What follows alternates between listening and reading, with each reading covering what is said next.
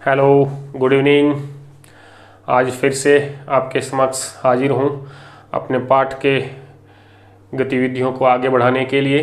तो हम पढ़ रहे हैं वैभवपूर्ण भारत की उपलब्धियों का टॉपिक पढ़ रहे थे, जिसमें हमने भारत की उपलब्धियों को विदेशों के अंदर जो प्रसार हुआ था, हमारी संस्कृति का जो विदेशों में प्रसार हुआ था, उसके बारे में हमने जान लिया था। जिस टॉपिक का नाम हमने रखा था सांस्कृतिक भारत, या जिसे अन्य नाम हम दे देते हैं बृहत्तर भारत।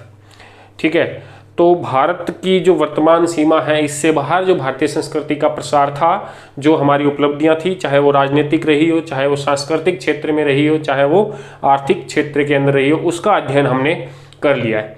अब हम देखेंगे कि भारत का जो इतिहास है, भारत भूमि का जो इतिहास है, इस इतिहास के अंदर हमें क्या क्या उपलब्धियां नजर आती हैं, उसकी अध्ययन हम अब करेंगे। तो हम टॉपिक लगा लेते हैं भारतीय इतिहास। भारतीय इतिहास की उपलब्धियां, ये टॉपिक आज हम इस वीडियो के अंतर्गत पढ़ने वाले हैं। तो देखिए, अगर हम भारतीय इतिहास की बात करें तो भारतीय इतिहास की उपलब्धियों को जानने से पहले भारतीय इतिहास को समझना पड़ता है। और अगर हम इस बारे में अगर दृष्टिपात करें तो भारतीय इतिहास को समझने के लिए हमने इसको 3 भागों में बांट रखा है। कितने भागों में? 3 भाग है। देखिए, समझना, ये आज का जो टॉपिक है, आज का जो वीडियो है, ये पूरा समझने वाला है। अगर ये एक बार समझ में आ जाता है आपको, तो आगे इतिहास पढ़ने में बड़ी आसानी रहेगी। ठीक है ना? तो थोड़ा ध्यान, अटेंशन लगा करके रखना कि भारतीय इतिहास को हमने 3 भागों में बांटा है, 3 काल में बांटा है। तो देखिए, पहला हो गया प्रागैतिहासिक काल। पहला कौन सा हो गया? प्रागैतिहासिक काल। ठीक है। सेकंड देखिए, सेकंड है अपने पास में आद्य ऐतिहासिक काल। आद्य ऐतिहासिक काल। ठीक है। और जो तीसरा है वो अपने पास में इसका आ जाएगा ऐतिहासिक काल। ऐतिहासिक काल। ठीक है। अब देखिए, 3 चीजें लिखिए। अब समझते हैं एक एक करके कि ये चीज क्या है। सबसे फर्स्ट अपने पास में आया है प्रागैतिहासिक काल। तो देखिए, एक व्यक्ति हुए हैं जिनका नाम है डॉक्टर प्राइमरोज। क्या नाम है? Doctor primrose. ठीक है। 19वीं शताब्दी की बात कर रहा हूं मैं। डॉक्टर प्राइमरोज नामक एक व्यक्ति है। इन्होंने उत्खनन किया। क्या किया था इन्होंने? उत्खनन किया। और उत्खनन कहां पर किया, उस जगह का नाम याद रखना है, कर्नाटक के अंदर। कहां पे किया? कर्नाटक के अंदर है, रायचूर जिला है, और स्थान का नाम है लिंगसुगुर। लिंगसुगुर। क्या नाम है? लिंगसुगुर स्थान है। तो डॉक्टर प्राइमरोज ने लिंगसुगुर नामक स्थान के उत्खनन से इनको जो चीज मिली है वो है, एक तो पत्थर की सुरी। क्या मिली है? पत्थर की सुरी मिली है। और एक इनको मिला है तीर के फलक। तीर के फलक। ये चीजें जो है सर्वप्रथम डॉक्टर प्राइमरोज को प्राप्त हुई है। और इन्हीं से हमारा प्रागैतिहासिक काल जो है, भारतीय प्रागैतिहासिक काल जो है, उसके अध्ययन को हम प्रारंभ करते हैं कि भाई यहां से हमें पता चल रहा है कि अपने पास में प्रागैतिक काल का इतिहास भी रहा है। तो देखिए, ये जो सबसे पहले प्रागैतिहासिक काल का प्रथम जो साक्ष्य हमें प्राप्त हुआ है, इसलिए डॉक्टर प्राइमरोज के लिए, किसके लिए? डॉक्टर प्राइमरोज के लिए हम कहते हैं भारतीय प्रागैतिहासिक काल का जनक। क्या कहेंगे इनको? प्रागैतिहासिक काल का जनक कहते हैं। आई बात समझ के अंदर? तो देखिए, प्रागैतिहासिक काल की परिचय तो अगर हम करें कि हमको कैसे पता चला, हमें क्या मालूम कि प्रागैतिहासिक काल का इतिहास भारत में कुछ था भी, तो इनके उत्खनन से सर्वप्रथम हमें पता चला। हालांकि इसके बाद में कई सारे जो विद्वान हैं, पुरातत्ववेता है, उनकी खोजें हुई है और हमें बहुत सारे साक्ष्य प्राप्त हुए, जिनका हम आगे अभी अध्ययन भी करने वाले हैं। तो देखिए, प्रागैतिहासिक काल जो है, आद्य ऐतिहासिक काल जो है और ऐतिहासिक काल जो है, इन तीनों काल खंडों को डिवाइड हमने किया है। इसके पास में, हमारे पास में 2 चीजें हैं। 2 चीजों के आधार पे हम इसको डिवाइड करते हैं। तो 2 चीजें कौन कौन सी? देखिए, एक तो चीज है पुरातात्विक स्रोत। क्या है? पुरातात्विक स्रोत या पुरातात्विक साक्ष्य। और एक अपने पास में होते हैं लिखित साक्ष्य। ये चीज हमने पढ़ ली है पहले कि भाई इतिहास को जानने के जो साक्ष्य या स्रोत होते हैं वो दो प्रकार के हैं, एक तो पुरातात्विक और सेकंड लिखित साक्ष्य। ठीक है, तो अब देखिए जिस काल को जानने के लिए अपने पास में पुरातात्विक साक्ष्य तो उपलब्ध है, इसका मतलब पुरातात्विक साक्ष्य तो उपलब्ध है लेकिन लिखित साक्ष्य अपने पास में उपलब्ध नहीं है, तो वो काल कौन सा होगा? प्रागैतिहासिक काल होगा। ठीक है, अब आगे बढ़ते हैं। तो इस आद्य ऐतिहासिक काल की विशेषता क्या रहेगी कि इसमें पुरातात्विक जो साक्ष्य है वो भी उपलब्ध होगा और जो लिखित साक्ष्य है वो भी उपलब्ध होगा, लेकिन यहाँ पे एक शर्त है। शर्त क्या है कि जो लिखित साक्ष्य है उसकी लिपि को पढ़ा नहीं जा सका है, लिपि को पढ़ा नहीं जा सका, लिपि को पढ़ा नहीं जा सका, अर्थात हमारे पास में साक्ष्य तो उपलब्ध है लिखित वाले, लेकिन हमारे काम के नहीं, अभी उपयोग में नहीं लिए गए हैं वो। ठीक है, तो देखिए दो चीजें बताई, जिसमें पुरातात्विक साक्ष्य उपलब्ध है लेकिन लिखित साक्ष्य उपलब्ध नहीं है, उस काल को हम रखते हैं प्रागैतिहासिक काल के अंतर्गत। उसके बाद जो अपने पास पुरातात्विक साक्ष्य है वो भी उपलब्ध हो और लिखित साक्ष्य भी उपलब्ध हो लेकिन उसको पढ़ नहीं पाए हो, तो वो कौन सा हो गया अपने पास? आद्य ऐतिहासिक काल। और उसके बाद में अपने पास में तीसरा आता है ऐतिहासिक काल, जिसमें अपने पास पुरातात्विक साक्ष्य भी हो और लिखित साक्ष्य भी हो और लिखित साक्ष्यों को पढ़ा भी गया हो, अर्थात इतिहास लेखन में उनका उपयोग भी किया गया हो। तो ये तीन अपने पास में मूल रूप से हमने इनको अलग कर दिया। अब अगर इनको हम और समझें कि प्रागैतिहासिक काल के अंदर हम किसको रखेंगे, आद्य ऐतिहासिक काल में हम कौन सा समय रखेंगे और ऐतिहासिक काल के अंतर्गत हम कौन सा समय रखेंगे, तो देखिए जो प्रागैतिहासिक काल है इसके अंदर आता है अपना पाषाण काल। कौन सा काल आता है? पाषाण काल। ठीक है, साथ ही साथ पाषाण काल के बाद में देखिए इसको इस प्रकार से समझते हैं, पाषाण काल के बाद में जो है वो आता है ताम्र पाषाण काल। कौन सा काल आएगा? ताम्र पाषाण काल। और उसके बाद में आता है ताम्र काल या ताम्र युग। आई बात समझ के अंदर? ठीक है, ये जो तीनों काल है, तीनों युग है, इन तीनों युगों को हम रखते हैं प्रागैतिहासिक काल के अंदर। हम मतलब इनको यहां पढ़ते हैं। तो देखिए ये जो पाषाण काल है इनको ऐसे याद रखिए, मनुष्य ने सबसे पहले जो उपकरण काम में ले रहा है वो पत्थर के ले रहा है, पाषाण के ले रहा है। ठीक है, पाषाण के बाद में उसको तांबे के औजार मिला, मतलब सबसे पहली धातु जो मनुष्य ने उपयोग की है वो है तांबा, लेकिन हमने नाम दिया ताम्र पाषाण काल। क्यों नाम दिया? क्योंकि जैसे ही तांबे की खोज हुई है, उनको तांबे के बारे में पता चला, तो उन्होंने तांबे के औजार बनाए। लेकिन ऐसा थोड़ी ना हुआ कि पत्थर के जो भी औजार थे वो तो फेंक दिए और सिर्फ तांबे के यूज कर रहे हो, ये बात नहीं है। जो पहले पाषाण वाले चल रहे थे वो भी चल रहे हैं और तांबे वाले कुछ नए औजार भी इन्होंने बना लिए, तो दोनों को मिला के हमने नाम दे दिया ताम्र पाषाण काल। अब धीरे धीरे परिवर्तन हुआ, पाषाण वाले जितने भी औजार थे वो अब अपने काम के नहीं रहे, मनुष्य के काम के नहीं रहे, तो उन्होंने धीरे धीरे उनका उपयोग बंद किया और अब ज्यादातर जो भी औजार मिले वो तांबे के वो उपयोग में आए हैं। तो फिर हमने इसका नाम क्या रख दिया? ताम्र युग या ताम्र काल। तो कुल मिलाकर के ये जो तीनों भाग है ये अपने लिए पढ़ने के लिए कौन से भाग में लेंगे हम? प्रागैतिहासिक काल। अब हम आगे बढ़ते हैं। आद्य ऐतिहासिक काल वह काल जहां पुरातात्विक स्रोत तो हमको मिल जाते हैं, लिखित स्रोत भी मिल जाते हैं, लेकिन उनकी लिपि को पढ़ा नहीं जा सका है। तो इस भाग के अंदर हम रखते हैं अपनी सिंधु सभ्यता। कौन सी सभ्यता? सिंधु सभ्यता का काल या सिंधु सभ्यता का जो युग है वो हमारे आद्य ऐतिहासिक युग या आद्य ऐतिहासिक काल के अंतर्गत हम पढ़ते हैं। अब देखिए ऐतिहासिक काल, ऐतिहासिक काल के अंदर हम रखते हैं वैदिक काल को। किसको रखते हैं? वैदिक काल से वर्तमान तक, वैदिक काल से वर्तमान तक का जो अपने पास इतिहास है उसको हम ऐतिहासिक काल या ऐतिहासिक इतिहास के अंतर्गत पढ़ते हैं। आगे बात समझ के अंदर? तो कुल मिलाकर के बात ये हुई कि जो प्रागैतिहासिक काल है इस काल को मैं कहूँ कि ये अपना काल है प्रारंभ से लेकर के, कहाँ से लेकर के? प्रारंभ से लेकर के प्रारंभ क्यों ले रहा हूं मैं यहाँ पे, कोई एक फिक्स टाइम क्यों नहीं ले रहा?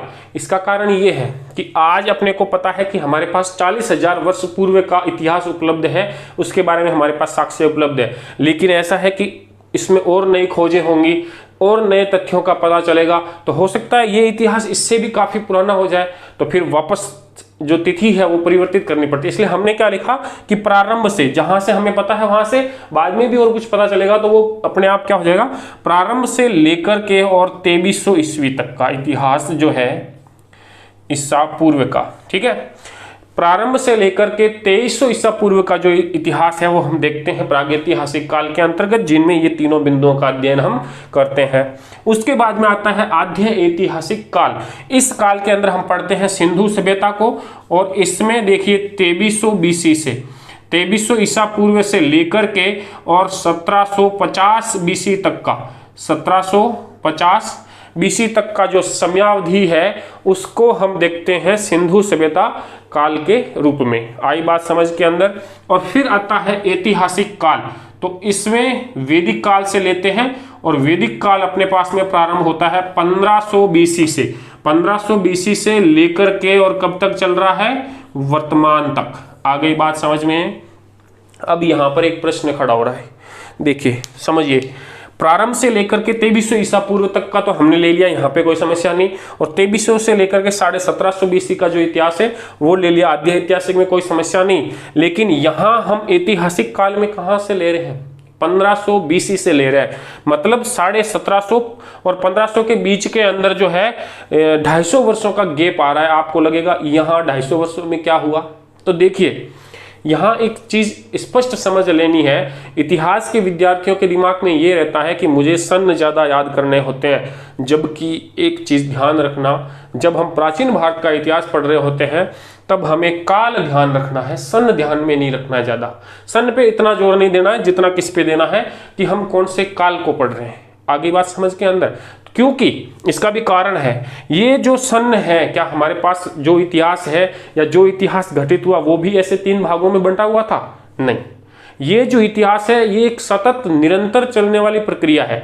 उस इतिहास को हमने पढ़ने में सुविधा के कारण, अपनी सुविधा के लिए इसको हमने 3 भागों में बांट दिया है। तो हमने जो ये काल जो निर्धारण किया है वो हमने किया है। किसने किया है? तो प्रत्येक व्यक्ति, प्रत्येक इतिहासकार का इसमें मत भी क्या हो सकता है, इस कालक्रम का अलग अलग मत हो सकता है। तो हमें फिक्स डेट की तरफ ना जाते हुए हमें काल को ध्यान में रखना है। किसको ध्यान में रखना है? काल को। आगे बात समझ में। और अब रही बात इन 250 वर्षों की, तो इसका जवाब ये होगा कि जो सिंधु सभ्यता का काल था उसको हम 1750 पे बंद कर रहे हैं, लेकिन सिंधु सभ्यता एक बहुत बड़ी सभ्यता थी। 20 लाख वर्ग किलोमीटर भूभाग के अंदर फैली हुई सभ्यता एक जस्ट झटके के साथ एक ही दिन में तो खत्म नहीं हो जाती। उसको खत्म होने में और नया काल आने में कुछ समय लगा होगा, जिसको हम संक्रांति काल कह सकते हैं। ठीक है, जो संक्रांति काल है वो है 250 वर्षों का। मतलब वैदिक काल के जो लोग थे उन लोगों के धीरे धीरे पतन हुआ, और जो सिंधु सभ्यता के जो लोग थे उनका धीरे धीरे पतन हुआ, और वैदिक काल के जो आर्य थे वो यहाँ आए, उनको आक्रांत किया, इनके साथ बस गए और आपस में घुल मिल गए। इस समय को संक्रांति काल या ये 250 वर्षों का जो बीच का समय है वो हम मानेंगे। उसके बाद 1500 बीसी से अपना पूर्ण रूप से जो है वो वैदिक काल प्रारंभ हो जाता है। जो वर्तमान समय तक जो चलेगा वो सारा ऐतिहासिक काल के अंतर्गत आएगा। आगे बात समझ के अंदर।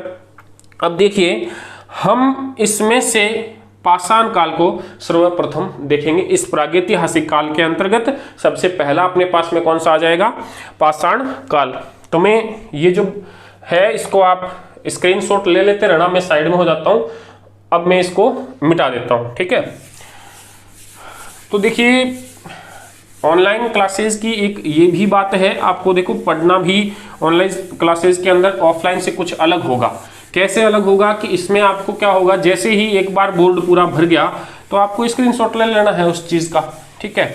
फिर उस स्क्रीनशॉट को, और या फिर आप दोबारा एक बार वीडियो को पूरा देखें और उसको देखने के बाद में फास्ट फॉरवर्ड कर लें 1.5 गुना या 1.25 गुना, और फिर उसको फास्ट चलते हुए चलने दें और अपनी नोटबुक के अंदर उसको उतारने का काम भी साथ साथ करें। तो इस प्रकार से होगा ये। तो अब हम ले रहे हैं पाषाण काल। कौन सा काल आ गया अपने पास? पाषाण काल। तो पाषाण काल को भी पढ़ने की सुविधा की दृष्टि से हमने 3 भागों में बांट रखा है। एक तो है अपने पास में पुरा पाषाण काल, पुरा पाषाण काल। एक है अपने पास में मध्य पाषाण काल, मध्य पाषाण काल। और तीसरा भाग हमने बांटा है इसको नवपाषाण काल के अंतर्गत, नवपाषाण काल। तो देखिए ये जो टोटल हम पढ़ने जा रहे हैं जिस पाषाण काल को, उसको हमने 3 भागों में बांट दिया, पुरा पाषाण काल, मध्य पाषाण काल और नवपाषाण काल। तो सबसे पहले ये देखिए, ये जो पाषाण काल है छात्रों को सबसे ज़्यादा कठिन लगता है, लेकिन अगर इसको समझा जाए, हम अगर अपने आप को उस काल के अंदर महसूस करके देखें, वहाँ के बारे में स्थितियों को सोचें, तो ज़्यादा कठिन नहीं है, बड़ा आसान है। हमने किस प्रकार से उत्तरोत्तर प्रगति की है, क्योंकि इसमें कोई परिवर्तन भी अभी नहीं है। जो एक बार हमने पढ़ लिया वो अपने लिए फाइनल है। आई बात समझ के अंदर? तो देखिए जो ये पुरा पाषाण काल है, जो मध्य पाषाण काल है, इन तीनों को नवपाषाण काल, मतलब तीनों को एक तुलनात्मक रूप से देखते हैं। तो सबसे पहले अगर हम बात करें तो पुरा पाषाण काल के अंतर्गत अगर हम बात करें तो इस समय हिम युग की समाप्ति हो रही है। किसकी समाप्ति हो रही है? हिम युग की समाप्ति। देखिए ये हिम युग वगैरह जो है ये थोड़ा डीप अपने लिए ज़्यादा हो जाएगा, हालांकि अपने को चर्चा इस पे करनी है। तो जो कल्प है, एरा है, महायुग है, वो सारी चीज़ें जिसमें पृथ्वी बनी, पृथ्वी पे कौन सा युग आया, और हम जो मनुष्य है, जो वर्तमान में हम होमो सेपियंस, अपना प्राचीनतम जो मानव है वो कैसे आया, होमो इरेक्टस वगैरह सारी चर्चा हमको करनी है। हालांकि अपने सिलेबस का भाग वो नहीं है, इसलिए मैं एक बार सिलेबस के सारे वीडियोज़ अपलोड कर रहा हूँ, उसके दृष्टिकोण पर चल रहा हूँ, उनसे ज़्यादा नहीं जा रहा। इस बारे के अंदर मैं आपको एक अलग से वीडियो उपलब्ध इसी चैनल के माध्यम से करवाऊंगा, वहां से आप उसकी पूरी डिटेल से जानकारी प्राप्त कर पाओगे। तो देखिए हिम युग की समाप्ति हो रही है, और हिम युग की समाप्ति होने के कारण यहाँ पर नवीन जीव जंतु पैदा हो रहे हैं। क्या हो रहे हैं? नवीन जीव जंतु की प्रजातियां जन्म ले रही है, प्रजातियां उत्पन्न हो रही है। अब देखिए ये जो नवीन जीव जंतुओं की प्रजातियां उत्पन्न हो रही है, तो इसके अंदर मनुष्य जो प्रजाति है, इसको अपना सर्वाइवल करना है, जीवित रहना है, तो वो नवीनतर जो है नवीन विकास कर रहा है। तो अब ये यहाँ पर जो मनुष्य है ये छोटे छोटे पत्थरों के औजार बना रहा है। किस प्रकार के? छोटे छोटे पत्थरों के औजार। सर्वप्रथम यहाँ पे देखिए विकास का क्रम दिखेगा। छोटे पहले उसके पास बड़े पत्थरों के औजार थे, कोई मृत जानवर था, उसको बड़े पत्थर की सहायता से वो उसमें से मांस प्राप्त करता और उसको अपने भोजन के रूप में काम में लेता था। लेकिन अब देखिए जीव जंतुओं की कई सारी प्रजातियां हो गई है, तो उसने क्या किया है? छोटे छोटे पत्थरों का उपयोग किया है। तो छोटे पत्थर क्यों? फेंक करके मारने के लिए, फेंक कर मारने हेतु छोटे पत्थर जो है वो अधिक उपयोगी होते हैं, इसलिए बना रहा है। और यहीं से आपसे एक प्रश्न पूछ लिया जाता है कि मानव ने अपने क्रमिक विकास के चरण के अंदर प्रक्षेपास्त्र तकनीक का विकास किस चरण में किया था? फेंकना, फेंक करके मारना, ये क्या तकनीक होती है? यही तकनीक होती है प्रक्षेपास्त्र। मतलब ये सबसे इंपॉर्टेंट चीज यहाँ पे आपके लिए बन जाती है। प्रक्षेपास्त्र तकनीक का विकास मनुष्य पाषाण काल के, पूरा पाषाण काल के अंदर कर रहा है। प्रक्षेपास्त्र तकनीक का विकास जो है वो यहाँ से मनुष्य का हो रहा है। आई बात समझ में? तो अब देखिए ये मनुष्य जो है पत्थरों के औजार, छोटे छोटे औजार बनाने प्रारंभ कर दिए हैं। अब हम चलते हैं आगे मध्य पाषाण काल के अंदर। तो धीरे धीरे जब मनुष्य ने और ज्यादा विकास किया, उत्तरोत्तर प्रगति की उसने, तो अब यहाँ मध्य पाषाण काल के अंतर्गत आते आते मनुष्य ने एक कार्य प्रारंभ किया है, और वो क्या हो गया? पशुपालन। बहुत इंपॉर्टेंट चीज है। मनुष्य ने अब जो जानवरों को खा रहा था, मार करके उनका मांस खा रहा था, अब उनको उनमें से कुछ जानवर जो उसने पालतू बनाने प्रारंभ कर लिए हैं, अर्थात वो क्या कर रहा है? पशुपालन का विकास कर रहा है। साथ ही साथ बहुत महत्वपूर्ण घटना यहाँ पे मध्य पाषाण काल के अंतर्गत और आ जाती है, आग का प्रयोग। क्या आ जाती है? आग का प्रयोग। पशुपालन और आग का प्रयोग, ये दो बड़ी महत्वपूर्ण घटनाएं हैं जो मध्य पाषाणकालीन व्यक्ति को जानकारी के अंतर्गत आ जाती है। ठीक है, तो अब वो अपने लिए प्राप्त कर रहा है। इन चीजों से धीरे धीरे एक परिवर्तन आएगा। जैसे किसी ने पशुपालन के लिए एक जगह पर रहना पड़ेगा, उन सबको एक ही जगह पर रखना पड़ेगा, तो इससे एक नवीन विकास जो होगा वो इनको लेकर जाएगा नवपाषाण काल में। हालांकि कई सारे व्यक्तियों ने इसको तो एक अलग से युग मानने की भी जो है वो अनुशंसा कर दी है। इसको एक क्रांति कहा गया है, नवपाषाणीय क्रांति। बहुत ज्यादा परिवर्तन जो है वो इस काल के मनुष्य ने किए। तो देखिए क्या क्या कर रहे हैं। यहां पर आते आते अब मनुष्य ने क्या प्रारंभ कर दी है, कृषि करना जो है वो प्रारंभ कर दिया है। जब कृषि प्रारंभ करेगा तो इसका मतलब जो है अब उसको स्थायी निवास करना पड़ेगा। अब वो घुमक्कड़ जीवन व्यतीत नहीं कर पाएगा, क्योंकि कृषि करने के लिए किसी खेत को, जंगल को साफ करना पड़ेगा, वहां वो कृषि करेगा, तो अब उसको वहां पर निवास भी करना पड़ेगा जंगली पशुओं से अपनी कृषि को बचाने के लिए। तो अब कृषि हो गई, स्थायी क्या हो गया, निवास हो गया। साथ ही साथ नवपाषाण काल के अंतर्गत ही मृद भांड बनाने की कला विकसित हुई है।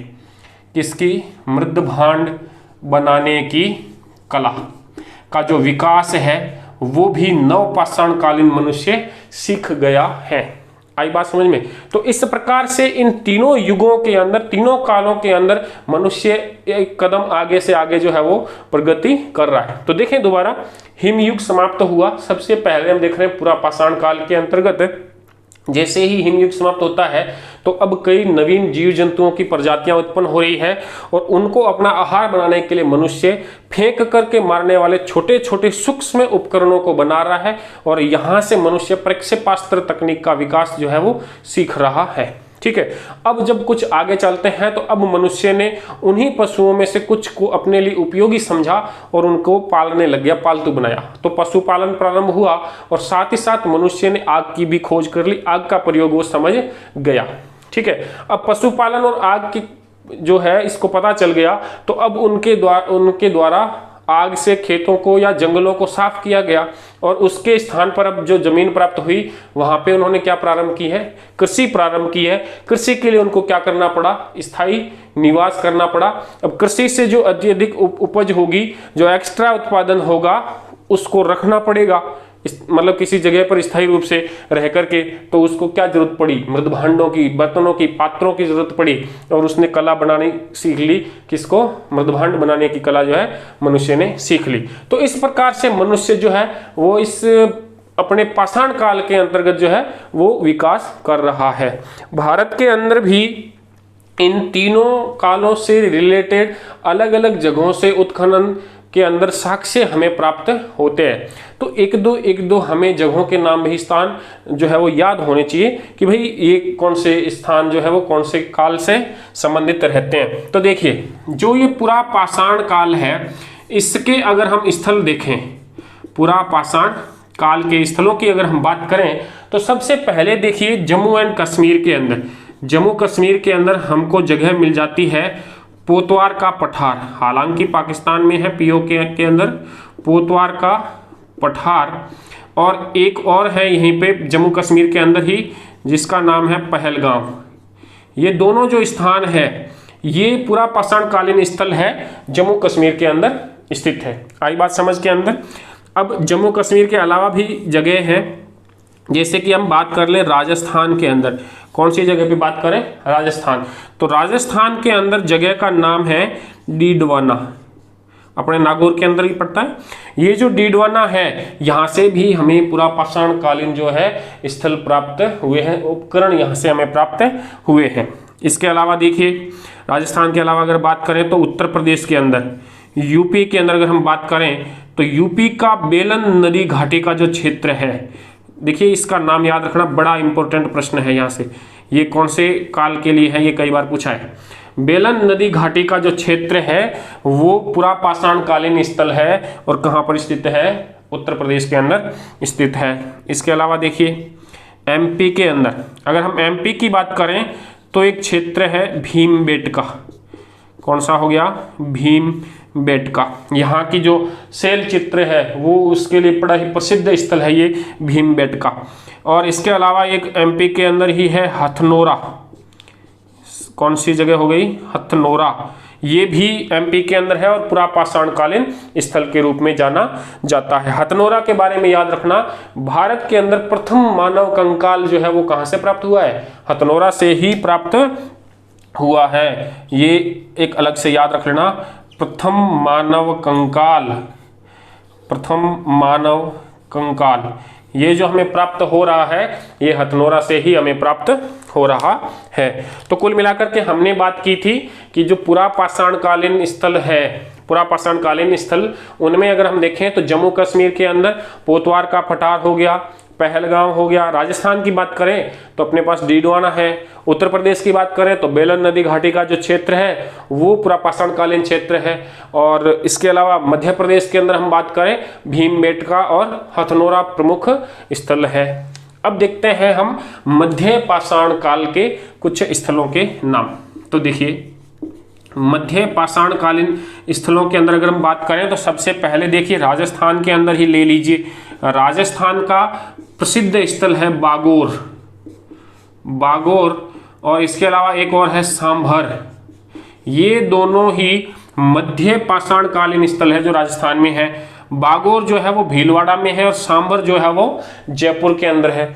ये जो बागोर है यहाँ से प्रथम कृषि के साक्ष्य, कृषि और पशुपालन दोनों के साक्ष्य जो है वो यहाँ अपने बागोर से ही प्राप्त होते हैं। खासतौर से पशुपालन के लिए याद रखना, पशुपालन जो है वो मध्य पाषाण काल में ही प्राप्त हो रहा है और मध्य पाषाण काल में ही पशुपालन के साक्ष्य कहाँ से?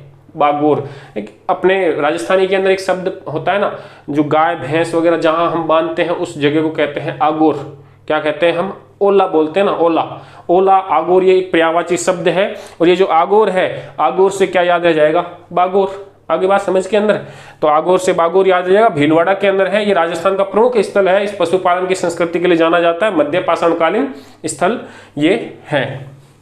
इसके अलावा देखिए यूपी के अंदर ही बात कर लें हम तो यूपी के अंदर है सराय नहर, महदहा, इसके अलावा है दमदमा। ठीक है, तो ये जो क्षेत्र है उत्तर प्रदेश के, ये कौन सी काल में हुए? मध्य पाषाणकालीन स्थल है। दमदमा, महदहा, सराय नहर, बागोर और सांभर, ये 4-5 जो है मध्य पाषाण काल से संबंधित हो गए। अब देखते हैं नवपाषाणकालीन स्थल। नवपाषाणकालीन स्थलों की अगर हम बात करें तो सबसे पहले देखिए जम्मू कश्मीर के अंदर प्रसिद्ध स्थल है। एक तो हो गया आपका बुर्ज होम। कौन सा हो गया? बुर्ज होम। ठीक बात है। इसके अलावा जम्मू कश्मीर के अंदर ही है आपका एक और क्षेत्र है गुफ कराल। कौन सा हो गया? गुफ कराल। तो बुर्ज होम और गुफ कराल ये दोनों जम्मू कश्मीर में है और नवपाषाणकालीन स्थलों के रूप में जाने जाते हैं। इसके अलावा अगर हम बात करें तो आपका हो जाएगा यूपी के अंदर देख लेते हैं। यूपी के अंदर जो है वो आ जाएगा आपका कोलडिहेवा। कौन सा हो गया? कोलडिहेवा। इसके अलावा एक है चौपानी मांडा, ये जो है ये भी आपका नवपाषाणकालीन स्थल के रूप में जाना जाता है। कोलडिहेवा से चावल के साक्ष्य प्राप्त होंगे। बहुत सारी चीज़ें हैं, बुर्ज होम है, गुफ कराल है, ये जम्मू कश्मीर के अंदर है। इसके अलावा देखिए कर्नाटक के अंदर, दक्षिणी भारत की अगर बात करें तो वहाँ से भी हमें नवपाषाणकालीन स्थलों की प्राप्त हो रही है। देखिए कर्नाटक की बात करें तो कर्नाटक में हो जाएगा मास्की। कर्नाटक में कौन सा हो जाएगा? मास्की। और एक और है जो मैं यहाँ लिख लेता हूँ, आप ध्यान रखना, पिकली हल। मास्की और पिकली हल, ये दोनों जो है प्रसिद्ध नवपाषाणकालीन स्थल है, कर्नाटक के अंदर स्थित है। तो हमें दो तीन जो है स्थलों के नाम भी याद रखने हैं, उदाहरण के तौर पर हम बता सकें। आई बात समझ के अंदर? तो मैं वापस से एक बार रिपीट कर देता हूं आपके लिए। पाषाण काल को 3 भागों में बांटा: पुरापाषाण काल, मध्य पाषाण काल और नवपाषाण काल। विशेषताएं आपने देख ली, मैं स्थल आपको बता देता हूं। अगर हम पूरा पाषाण काल की बात करेंगे तो कश्मीर के अंदर पोतवार का पठार, और इसके अलावा पहलगाम का जो क्षेत्र है, या राजस्थान के अंदर डीडवाना हो गया, या बेलन नदी घाटी क्षेत्र उत्तर प्रदेश का हो गया, और या भीमबेटका और हथनोरा जो है वो मध्य प्रदेश के हो गए। फिर हम बात करें मध्य पाषाण काल के अंतर्गत, तो मध्य पाषाण काल के अंदर हमें राजस्थान के ही दो प्रसिद्ध स्थलों का नाम पता चलता है, बागोर जो भीलवाड़ा में है और सांभर जो जयपुर के अंदर है। इसके अलावा उत्तर प्रदेश के सराय नहर, महदहा, दमदमा, ये भी मध्य पाषाण कालीन हो गए। उसके बाद में आ जाते हैं आपके नव पाषाण काल के अंदर, तो जम्मू कश्मीर का बुर्ज होम और गुफ कराल, ये दोनों प्रसिद्ध क्षेत्र है। इसके अलावा हम बात कर लेते हैं यूपी के अंदर, तो कोल्डिहवा हो गया, चौपानी मांडा हो गया। कर्नाटक की बात कर ले तो मास्की और पिक्कली हल जो है ये भी नवपाषाण कालीन स्थलों के रूप में जाने जाते हैं। तो आई बात समझ के अंदर, पाषाण काल को हमने 3 भागों में बांट दिया, उनकी विशेषताएं देख ली, और यहाँ के प्रसिद्ध जो स्थल हैं इनके संबंध में उनका अध्ययन भी हमने यहाँ कर लिया। अब देखिए, इन जो पाषाण काल है इसके अंतर्गत ही एक प्राचीन समय के अंदर ही एक सेल कला विकसित हुई।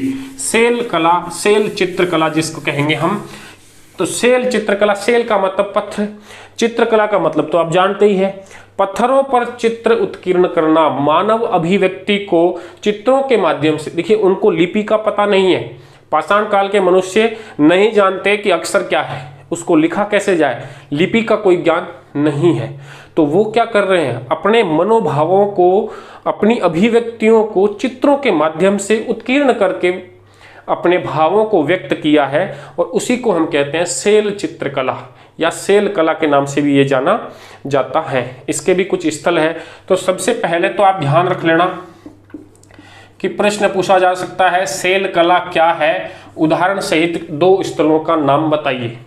ठीक है, ऐसा प्रश्न आ सकता है। तो सेल कला क्या है, प्राचीन मानव के द्वारा अपनी अभिव्यक्ति को पत्थरों पर चित्रों के माध्यम से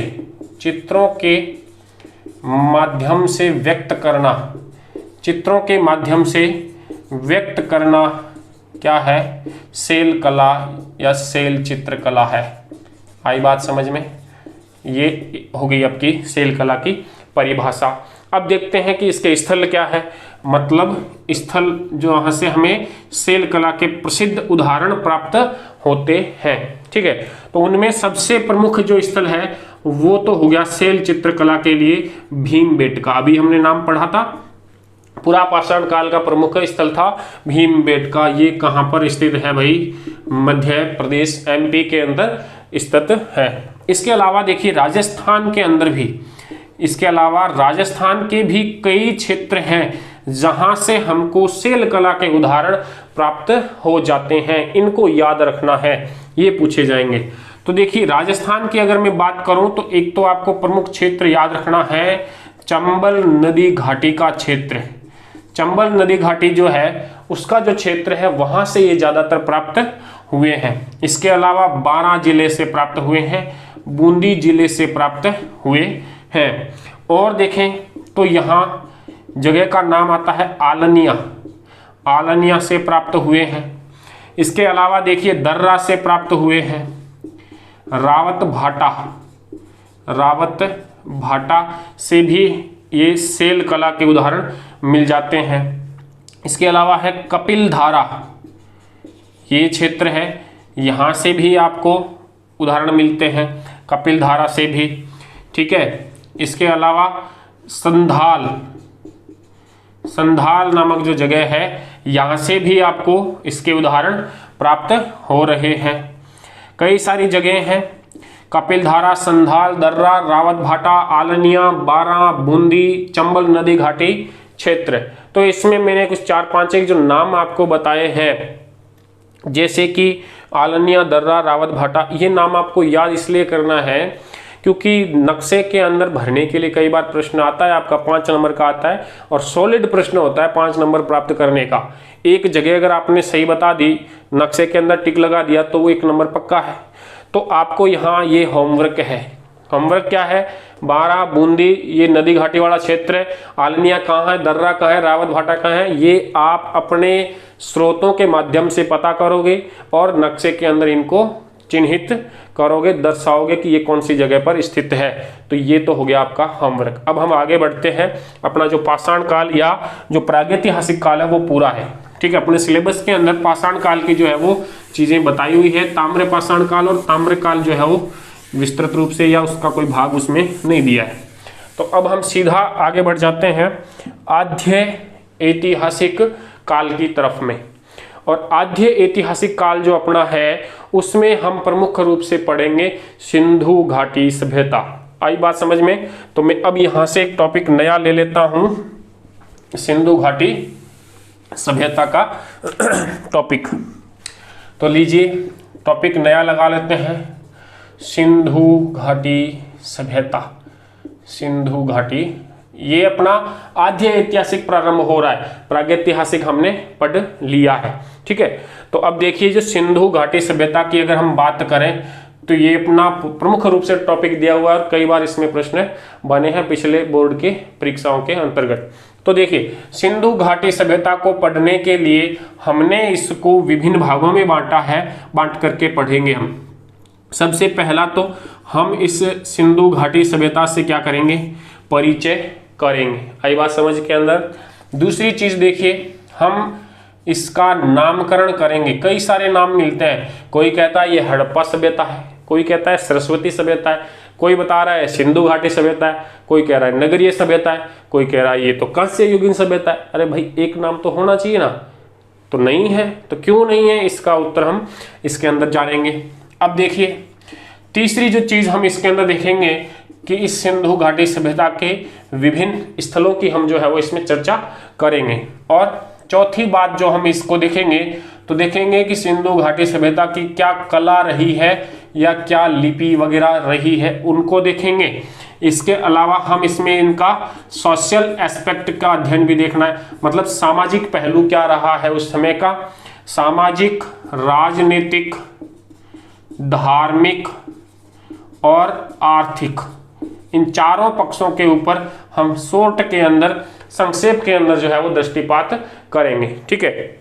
तो कुल मिलाकर के सिंधु घाटी सभ्यता अपना एक इंपॉर्टेंट टॉपिक होने जा रहा है और इसके अंतर्गत हमको इसका परिचय करेंगे, इसका नामकरण करेंगे, इसके स्थलों के बारे में अध्ययन करेंगे और इसके 4 विभिन्न पहलू को देखेंगे जिसमें सामाजिक, राजनीतिक, धार्मिक और आर्थिक पहलू शामिल होंगे। आई बात समझ के अंदर? तो अब मैं सबसे पहले सिंधु घाटी सभ्यता का आपसे परिचय करवाने जा रहा हूँ। ये एक ऐसा टॉपिक है जिसको समझ करके पढ़ा जाना है। आई बात समझ? मैंने पहले ही कह दिया आज का वीडियो पूरा समझने लायक वीडियो होगा, कहीं कोई रट्टा मारने की जरूरत नहीं होगी।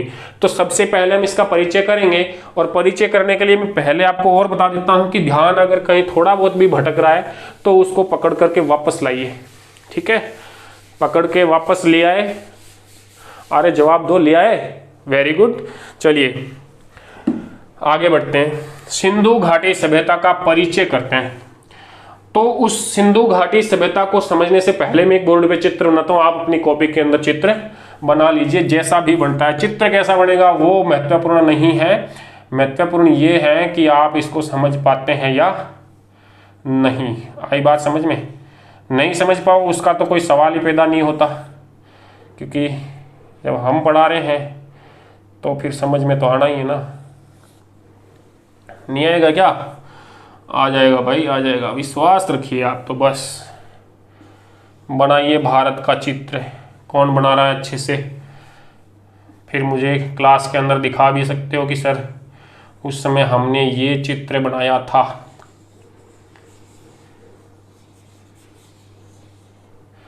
चलिए आपका भारत बन गया, बन करके तैयार है। बन गया आपका भी, वेरी गुड। चलिए बनाइए, नहीं बनाए जिसका। मैं भारत को विश्व में कन्वर्ट करने जा रहा हूं, आप भी कर लीजिए साथ साथ। अगर मैं देखूं तो देखिए ये आपका विश्व बनने जा रहा है, जिसमें आपका एशिया भी आ गया, यूरोप भी आ गया। तो अब बच गया कौन? अफ्रीका बच गया क्या? चलिए अफ्रीका को बना लेते हैं। ये आपका अफ्रीका तैयार है, बन करके हो गया तैयार, वेरी गुड, अच्छा चित्रकार वैसे में, है ना, अच्छा बनाया है। देखिए चलिए अब देखते हैं, ये तो है आपका अफ्रीका, ये तो बताने की जरूरत नहीं है ना, क्या है, ये अपना भारत है। तो मैं आपको ये पूरा इसलिए बता रहा हूं कि मैं सिंधु घाटी सभ्यता के बारे में बताने जा रहा हूं, तो मैं इसकी विश्व के अन्य भागों से तत्कालीन स्थिति की तुलना आपके साथ में साझा करना चाहूंगा कि भाई इस समय जब हम सिंधु घाटी सभ्यता में हैं तब विश्व में और दूसरी जगहों पर क्या घटित हो रहा है वो भी जानना है हमको। तो देखिए यहां पर है अपनी सिंधु घाटी, ये मैंने वर्तमान भारत बनाया है। तो अगर देखा जाए तो यहां से होता हुआ ये वाला भाग भी उस समय भारत का ही भाग था, अफगानिस्तान का कुछ भाग, और पाकिस्तान तो पूरा ही अपना ही था, अपना ही है, आगे भी अपना ही रहेगा। तो देखिए ये जो भारत है, ये यहाँ पर एक सभ्यता विकसित हो रही है भारत के अंतर्गत, इस प्रकार की त्रिभुजाकार आकृति है। सबसे पहला प्रश्न बन गया, सिंधु घाटी सभ्यता की आकृति कैसी, त्रिभुजाकार आकृति। तो ये लीजिए भाई, आपकी क्या तैयार हो गई, सिंधु घाटी सभ्यता तैयार हो गई। अब थोड़ा इधर आगे बढ़िए, जब हम यहाँ पहुँचते हैं तो यहाँ एक और सभ्यता थी, यहाँ पर क्या थी, एक और सभ्यता थी जिसका नाम जो है वो मैं यहाँ पे आपको बताता हूँ। पेन चेंज करनी पड़ रही है यार, ये चल नहीं रही। देखिए ये था आपके सुमेरिया, या इसी का अन्य नाम है, आप 11वीं क्लास में पढ़ के आए हो, पढ़े है ना, मेसोपोटामिया की सभ्यता, नहीं पढ़ी थी क्या, पढ़ी थी, याद नहीं है, यही तो समस्या है, याद नहीं रहता, हम पढ़ते तो बहुत कुछ है ना। तो देखिए सुमेरिया या मेसोपोटामिया की सभ्यता, तो ये जो सभ्यता है ये यहाँ पर स्थित है। इसके समकालीन ही एक तीसरी और सभ्यता स्थित है जो अफ्रीका के अंतर्गत थी, जिसको हम यहाँ चित्र के माध्यम से दर्शा रहे हैं। ये जो सभ्यता है इसका नाम है मिस्र की सभ्यता। कौन सी सभ्यता है भाई, मिस्र की सभ्यता, ठीक है। ये आपकी कौन सी है, सिंधु, ये आपकी कौन सी है, सिंधु घाटी सभ्यता, ठीक है। सिंधु सभ्यता है, इसके समकक्ष और कौन सी सभ्यता है, सुमेरिया या मेसोपोटामिया की सभ्यता, और तीसरी कौन सी है, मिस्र की सभ्यता। ये तीनों सभ्यताएं समकालीन है, समकालीन का मतलब तीनों एक ही समय में थी। आई बात समझ में, इन तीनों का आपस में संबंध था, व्यापार और वाणिज्य का संबंध रहा है इनके बीच में। कई इतिहासकार जो है, हालांकि थोड़ा अपने सिलेबस से बाहर है लेकिन सुन लीजिए, कई इतिहासकार ये कहते हैं कि सुमेरिया और मिस्र की जो सभ्यता है, यहाँ के लोग सिंधु सभ्यता को विकसित किए थे। मतलब ये हुआ कि सिंधु सभ्यता के जनक माना है सुमेरिया या मिस्र की सभ्यता के लोगों को, लेकिन ऐसा नहीं है। यहाँ की जो सभ्यता है ये बहुत ज़्यादा विकसित और बहुत ज़्यादा बड़ी है। आई बात समझ के अंदर। अब बड़ी है, इसका अपने पास में क्या चीज़ है, तो देखिए अगर मैं इन तीनों को एक ही निष्कर्ष के रूप में लेना चाहूँ, अगर मैं इन तीनों को क्या लूँ, निष्कर्ष के रूप में लूँ, तो देखिए ये जो मिस्र की सभ्यता है इसका 20 गुना है। कितना है, 20 गुना कर दूं मैं किसको, मिस्र की सभ्यता को, तब बराबर आएगी किसके, सिंधु की सभ्यता के, सिंधु घाटी। मतलब ये हुआ कि मिस्र की सभ्यता से 20 गुनी बड़ी है अपनी सिंधु घाटी सभ्यता। और अगर मैं कहूं कि मिस्र और मेसोपोटामिया की सभ्यता को मैं जोड़ दूं, मिस्र प्लस मेसोपोटामिया, अगर मैं मिस्र और मेसोपोटामिया की दोनों की सभ्यताओं को जोड़ दूं, उनका जो एरिया है उसको जोड़ दूं, तो भी इससे 12 गुना, कितने गुना, 12 गुना बड़ी है कौन सी सभ्यता, सिंधु सभ्यता। आई बात समझ के अंदर। तो ये जनक जो है वो तो नहीं हो सकते। आ गई बात समझ में, सीधी सीधी दिख रही है। मिस्र की सभ्यता से 20 गुनी है कौन सी, अपनी वाली सिंधु घाटी सभ्यता। और मिस्र और मेसोपोटामिया दोनों के एरिया को टोटल कर दे तो भी उसका 12 गुना हो जाती है कौन सी सभ्यता, अपनी वाली। हम तो बड़े हैं। आई बात समझ में। तो कुल मिलाकर के हमने ये देखा कि समकालीन सभ्यताएं हैं सिंधु सभ्यता, सुमेरिया या मेसोपोटामिया की सभ्यता, और थर्ड कौन सी हो गई, मिस्र की सभ्यता। ये तीनों समकालीन है। दूसरी चीज हमने देखी कि ये बहुत बड़ी है, बड़े विस्तृत क्षेत्र में फैली हुई है। इस सभ्यता का जो एरिया है, मतलब जो क्षेत्रफल है, वो है 20 लाख, कितना, 20 लाख वर्ग किलोमीटर, किलोमीटर का स्क्वायर कर देता हूं, 20 लाख वर्ग किलोमीटर जो है वो अपनी सिंधु सभ्यता का क्षेत्रफल है, जो कि मिस्र की सभ्यता का 20 गुना है और मिस्र और मेसोपोटामिया की दोनों के योग का 12 गुना जो है वो अपना है। अब तीसरी बात देखिए इसके अंदर, ये जो सिंधु सभ्यता है ये इसकी आकृति कैसी है? त्रिभुजाकार आकृति है। किस प्रकार की आकृति है भाई इसकी? त्रिभुजाकार। आगे बात समझ के अंदर। तो अब देखिए मैं वो वाला निष्कर्ष मिटा रहा हूं, वहां पे और कुछ बताएंगे आपको तथ्य। तो अब देखते हैं इससे आगे अगर हम बढ़ें और इसके बारे में पता करें तो ये जो सिंधु सभ्यता है ये अपने को कैसी लगी? 3 भुजा वाली लगी, त्रिभुजाकार लगी। और इस सभ्यता के अंतर्गत अगर हम बात करें तो ये इस प्रकार से बन रही है।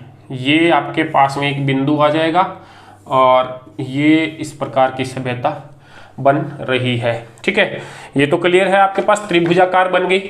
अब ये जो त्रिभुजाकार स्थिति है इसको मैं अगर देखूं लंबाई और चौड़ाई के रूप में अगर देखूं तो मतलब कि मैं इस बिंदु को A नाम देता हूं, इस बिंदु को B नाम देता हूं और इस बिंदु को मैं C नाम देता हूं। ठीक है, और ये बिंदु हो गया अपना D। ठीक है, तो इसकी जो लंबाई है, इस सिंधु सभ्यता की जो लंबाई है वो है 1600 किलोमीटर। कितनी लंबी एरिया के अंदर विस्तृत है? 1600 किलोमीटर के अंदर। और जबकि मैं इसकी चौड़ाई की बात करूं, मतलब इसका जो ये वाला भाग है ये है 1400 किलोमीटर। कितना किलोमीटर हो गया? उत्तर से दक्षिण की तरफ जो ये विस्तृत है वो हो गया 1400 किलोमीटर। ये आपका उत्तरी बिंदु हो गया और ये दक्षिणी बिंदु हो गया। ये आपका पश्चिमी बिंदु हो गया और ये आपका पूर्वी बिंदु हो गया। पश्चिमी बिंदु से पूर्वी बिंदु के बीच की दूरी कितनी? 1600 किलोमीटर। और उत्तरी दक्षिणी जो है उसका विस्तार कितना? 1400 किलोमीटर। आगे बात समझ में? अब देखिए इसके अलावा एक और चीज हमको देखनी है, वो चीज मैं इनको मिटा देता हूं। अब विश्व के नक्शे की अपने को जरूरत नहीं, अब अपन सिर्फ भारत के नक्शे से काम चलाएंगे। ठीक है, अब यहां देखिए, अब हम देख रहे हैं उत्तर दक्षिण पूर्व पश्चिम की बात करी तो हमको ये भी तो पता हो कि भाई सबसे उत्तर में कौन सी जगह थी या कौन सा स्थल था, सबसे दक्षिण या पूर्व या पश्चिम के अंदर कौन से स्थल थे। तो हम 4 स्थलों की बात सर्वप्रथम करेंगे कि देखिए अगर मैं कहूं कि ये आपका हो गया उत्तर दक्षिण और ये हो गया आपका पूर्व और पश्चिम। ठीक है, तो ये लीजिए उत्तर दक्षिण, ये हो गया पूर्व और ये हो गया आपका पश्चिम। तो इस सिंधु सभ्यता का जो सबसे उत्तरी जो स्थल है वो है मांडा। कौन सा है? मांडा है। कहाँ पे स्थित है? कश्मीर के अंदर। कहाँ पे स्थित है भाई? कश्मीर में। ये मांडा, देखिए एक चीज और बता देता हूँ आपको, जितने भी स्थलों को हम पढ़ने वाले हैं वो सारे स्थल जो है किसी ना, ये सभ्यताएं जितनी भी विकसित हुई है, चाहे अपने ये सिंधु घाटी रही हो या मिस्र की, मेसोपोटामिया की, सुमेरिया की, जो भी है यूनान की सभ्यता जितनी भी है, ये सारी की सारी नदी घाटी के किनारे विकसित है, जहां पानी उपलब्ध है। पानी के बिना कुछ भी नहीं है। तो जहां पानी उपलब्ध है मतलब नदी के किनारे ये विकसित हुई है। तो ये मांडा के जो क्षेत्र है ये चिनाब नदी के किनारे है। कौन सी नदी? चिनाब नदी के तट पर है मांडा, जो कश्मीर में है। ये सबसे उत्तरी जो है वो बिंदु माना जाएगा सिंधु घाटी सभ्यता का। अब आते हैं दक्षिण के। तो दक्षिणी जो बिंदु है वो है दैमाबाद। कौन सा बिंदु हो गया? दैमाबाद। और ये जो दैमाबाद है ये है महाराष्ट्र के अंदर। कहाँ स्थित है? महाराष्ट्र में स्थित है दैमाबाद। ये दैमाबाद जो है महाराष्ट्र में है और परवरा नदी है। कौन सी नदी है? परवरा नदी के तट पर ये दैमाबाद स्थित है। अब बात करें पूर्व की ओर, तो सबसे पूर्वी जो बिंदु है वो है आलमगीरपुर। कौन सा है? आलमगीरपुर मेरठ के अंदर स्थित है, उत्तर प्रदेश में। कौन सी जगह पे है? उत्तर प्रदेश, आलमगीरपुर। और यहाँ नदी का नाम है हिंडन नदी। कौन सी नदी है? हिंडन नदी। ठीक है, अब आ जाते हैं पश्चिम की तरफ। तो पश्चिम के अंदर जो है उस जगह का नाम है सुतका गैंडोर। क्या नाम है? सुतका गैंडोर। ये सबसे पश्चिमी बिंदु है सिंधु घाटी सभ्यता का।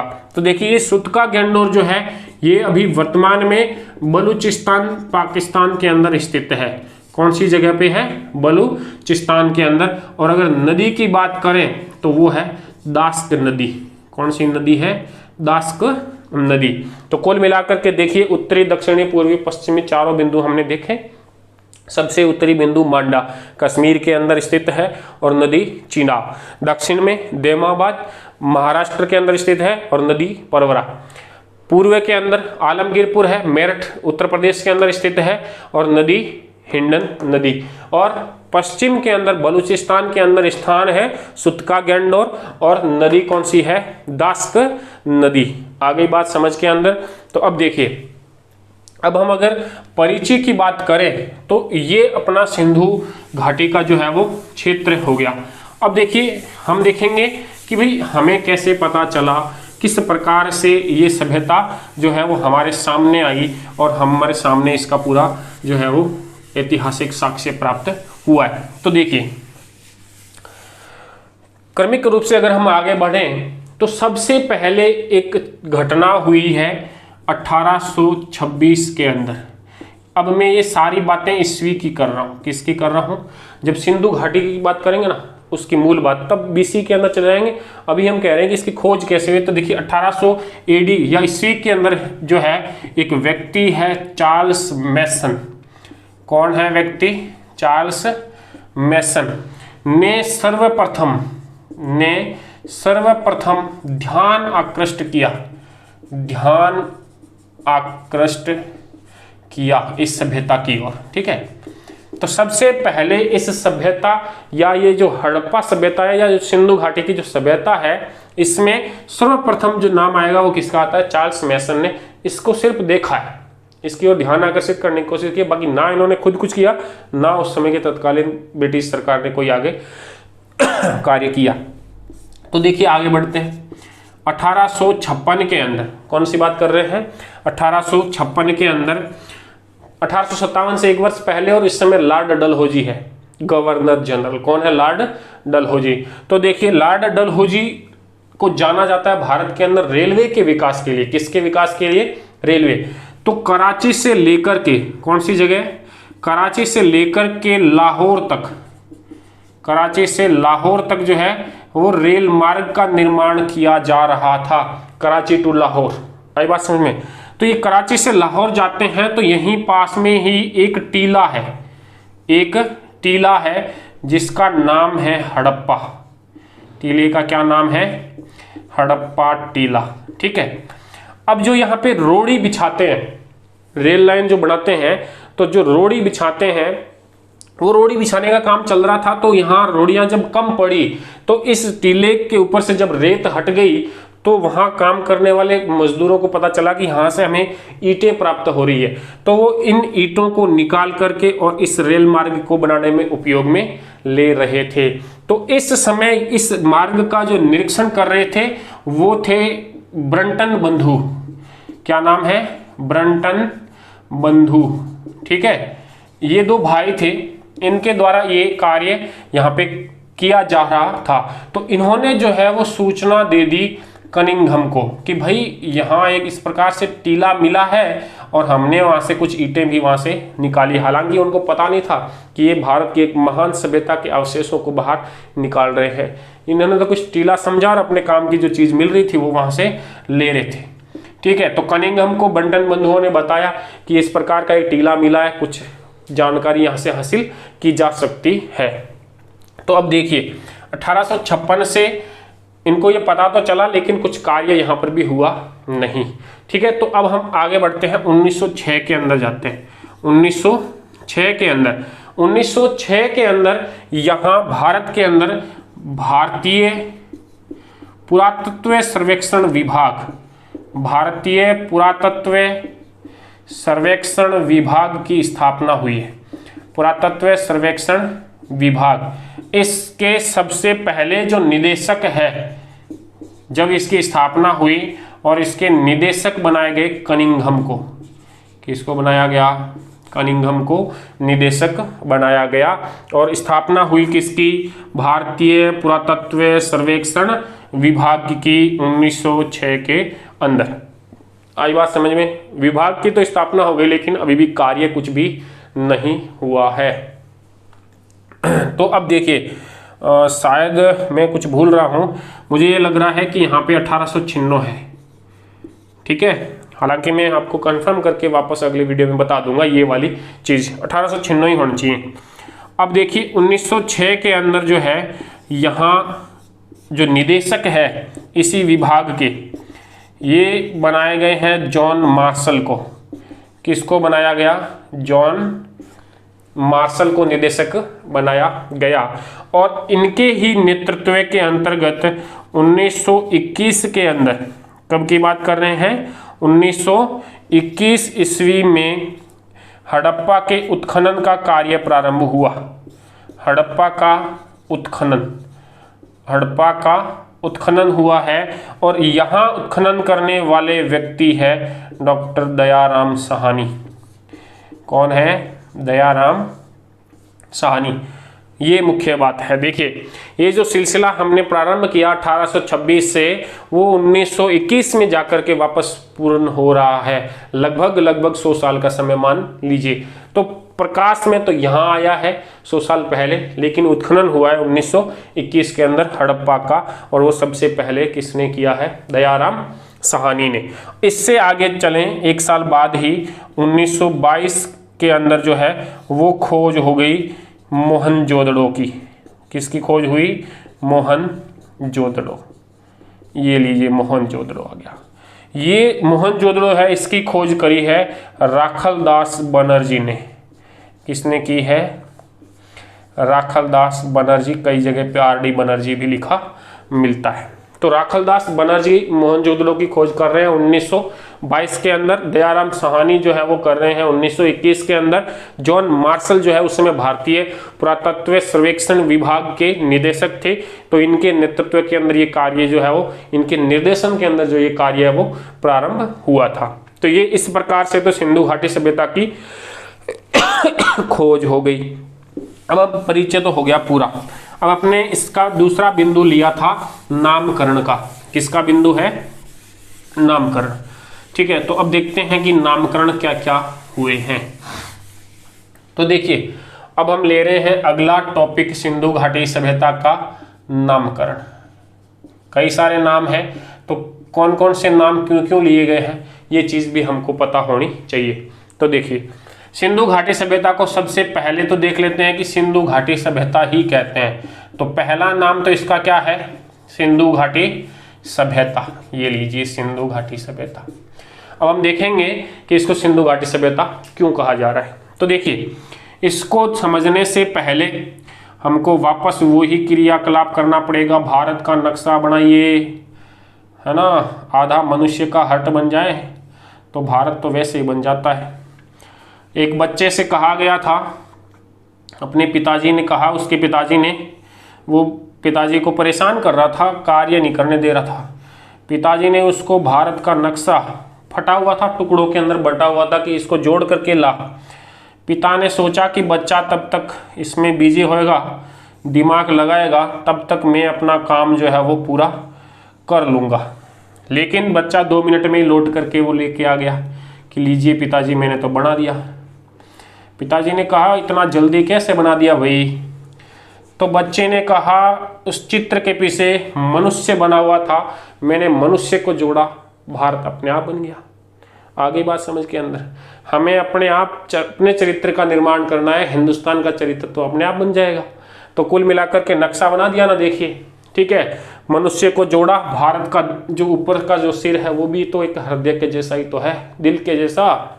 ठीक है, तो चलिए अब अपनी मूल बात पे लौट आते हैं। सिंधु घाटी सभ्यता नामकरण हुआ है, क्यों हुआ है?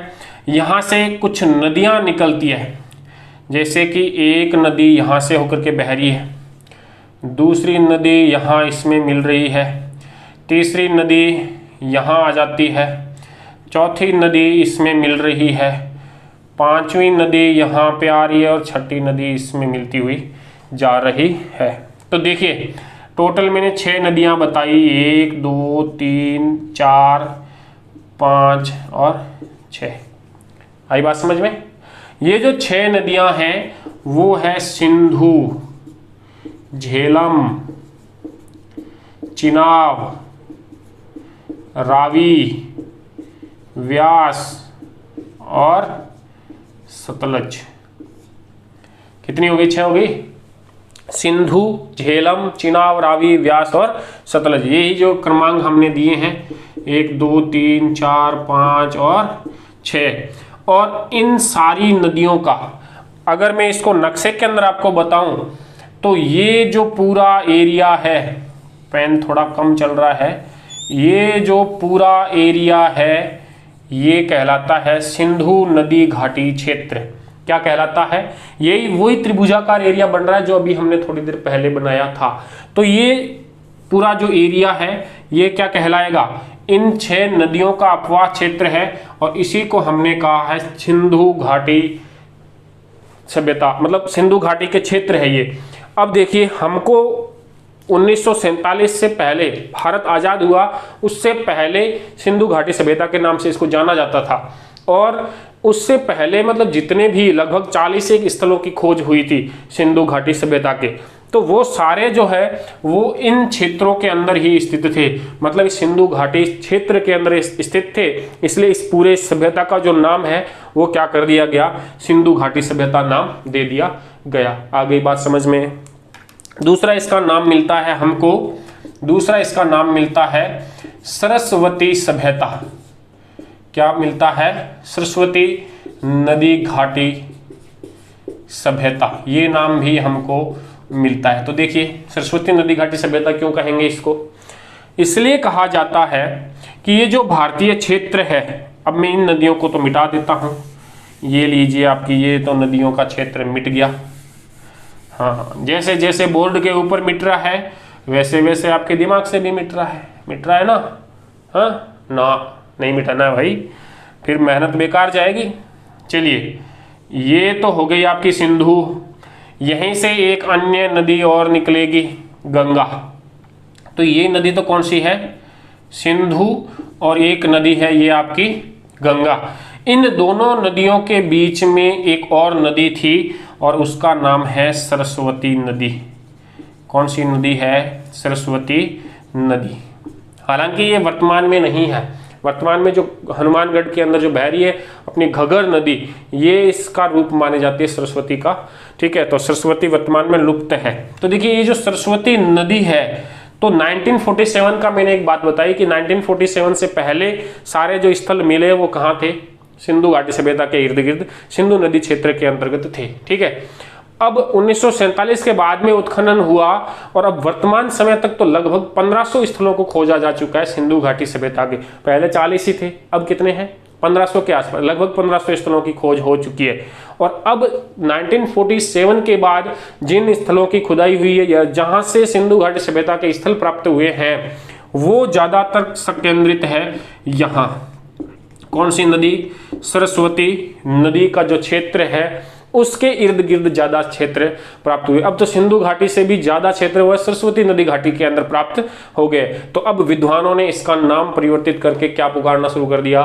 सरस्वती नदी घाटी सभ्यता। बात वही है, चीज वही है, नाम अलग हो गया। अब देखिए तीसरा नाम, तीसरा नाम हमको मिलता है इसी का हड़प्पा सभ्यता। क्या नाम मिलता है? हड़प्पा सभ्यता। आई बात समझ के अंदर? तो देखिए, अब हड़प्पा सभ्यता क्यों कहते हैं इसके लिए अपने घर के अंदर ही उदाहरण देखिए। अपन 2 भाई लोग हैं, अपने बड़े भाई का नाम पप्पू है, मम्मी अपने पापा को बुलाएगी किस नाम से? ओ पप्पूड़े के पापा इधर आओ, बुलाती है ना? हाँ, वेरी गुड।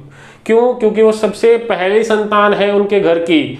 और ये हड़प्पा भी क्या है? पहली संतान है सिंधु घाटी सभ्यता की। कैसे? ऐसे देखिए, सिंधु घाटी सभ्यता का सबसे पहला खोजा जाने वाला क्षेत्र कौन सा है? हड़प्पा है। और परिवार के अंदर मुखिया के लिए कौन सा नाम? अपने बड़े बेटे का नाम माताएं लेती है ना, तो उसी टाइप से हम भी क्या करें? सबसे पहला जो स्थल खोजा गया उसी का नाम पूरी सभ्यता के लिए रख लेते हैं और वो क्या हो गया? हड़प्पा सभ्यता। आगे बात समझ के अंदर, इसके अलावा देखिए चौथी इसका एक और नामकरण मिलता है, उसको थोड़ा समझ लेते हैं। ये जो सभ्यता है इसको कहते हैं कि ये नगरीय सभ्यता है, या इसको कहते हैं नगरीय सभ्यता। बाकी जो सभ्यताएं हैं वो ग्रामीण सभ्यताएं थी, ठीक है, जबकि ये क्या थी, नगरीय सभ्यता। अब देखिए नगरीय सभ्यता क्यों कहा गया है, तो इस नगरीय का मतलब नगर, शहर, शहर की जो सभ्यता वो शहरी सभ्यता, नगर की नगरीय, एक ही बात है। या गांव के अंदर जो है वो ग्रामीण सभ्यता। तो ये जो नगरीय सभ्यता है इसके लिए क्या होना चाहिए, नगर होना चाहिए। तो एक नगर होने के क्या लक्षण है, हम किसको नगर कहेंगे, तो देखिए दो चीजें, उस जगह को हम नगर कहेंगे जहां पे व्यापार वाणिज्य होता हो, जो व्यापार वाणिज्य का केंद्र रहा हो, व्यापार वाणिज्य का क्या हो, केंद्र हो, पहली विशेषता। और दूसरी विशेषता, उस जगह पर जनसंख्या का संकेंद्रण होना चाहिए, जनसंख्या संकेंद्रण। अगर जनसंख्या वहां पर ज्यादा है, कम क्षेत्र के अंदर, कम भूभाग के अंदर बहुत ज्यादा लोग निवास कर रहे हैं, तो वहां जनसंख्या का घनत्व ज्यादा हो गया। ये दोनों लक्षण एक नगर के, एक शहर के लक्षण है, व्यापार वाणिज्य का केंद्र और नगर मतलब जनसंख्या का संकेंद्रण। ये दोनों कैटेगरी, दोनों क्राइटेरिया को पूरा करने वाले, ये मैं मिटा देता हूं, अब अपने को इस नक्शे की जरूरत नहीं पड़ेगी, ये लीजिए मिट गया। तो देखिए इन दोनों विशेषताओं को पूर्ण करने वाले इस सभ्यता के अंदर 7 बड़े नगर है, मतलब 7 बड़े स्थल है जिनको नगरों की संज्ञा दी गई है। 7 स्थल है, क्या है, जिन्हें किसकी संज्ञा मिली है, जिन्हें नगर की संज्ञा मिली है, नगर की संज्ञा मिली। ऐसे सिंधु घाटी सभ्यता के या हड़प्पा सभ्यता के या सरस्वती सभ्यता के या इस नगरीय सभ्यता के कितने स्थल है, 7 स्थल है जिनको हम क्या कहेंगे, नगर कहेंगे। तो देखिए कौन कौन से हैं ये भी याद कर लेते हैं। तो सबसे पहला, सबसे बड़ा जो अपने को तुम मिला ही है, कौन सा हो गया, हड़प्पा हो गया। उसके बाद मोहनजोदड़ो हो गया, मोहनजोदड़ो, हड़प्पा, मोहनजोदड़ो। तीसरा देखिए चन्हुदड़ो, चन्हुदड़ो। 3 हो गए। हालांकि ये अभी अपने पास नहीं है, मतलब भारत में नहीं है, भारत से बाहर मतलब पाकिस्तान के अंदर है, हड़प्पा, मोहनजोदड़ो, चन्हुदड़ो। तो बात कर ले भारत वाले, तो देखिए अपने राजस्थान का शुरू करते हैं। एक तो कौन सा हो गया, कालीबंगा हो गया पड़ोसी गुजरात में, एक तो हो गया लोथल और एक हो गया धोलावीरा, लोथल और धोलावीरा, ठीक है। तो देखिए हड़प्पा, मोहनजोदड़ो, चन्हुदड़ो, कालीबंगा, लोथल, धोलावीरा और एक और हो गया आपके पास में राखी गढ़ी, ठीक है। कालीबंगा, लोथल, धोलावीरा, राखीगढ़ी, हड़प्पा, मोहनजोदड़ो और चन्हुदड़ो, ये जो है 7 नगर की संख्या इनको मिली हुई है। कई पुस्तकें राखीगढ़ी की जगह पर बनवाली भी बताती है कि इनको भी, इसको भी शहर की संज्ञा या नगर की संज्ञा दी गई थी। हालांकि कंफ्यूजन है इसमें, तो हमको इसका कोई ऐसा परफेक्ट कुछ नहीं है, हमें इन 7 या 8 नगरों के जो है वो नाम याद रख लेने हैं, जो बड़े नगरों की संख्या में गिने जाएंगे, ठीक है। अब देखिए हमारे को इसका नामकरण के 4 भाग पढ़ लिए। अब 5वां जो भाग है वो हम इसको कहते हैं कि ये कांस्य युगीन सभ्यता है।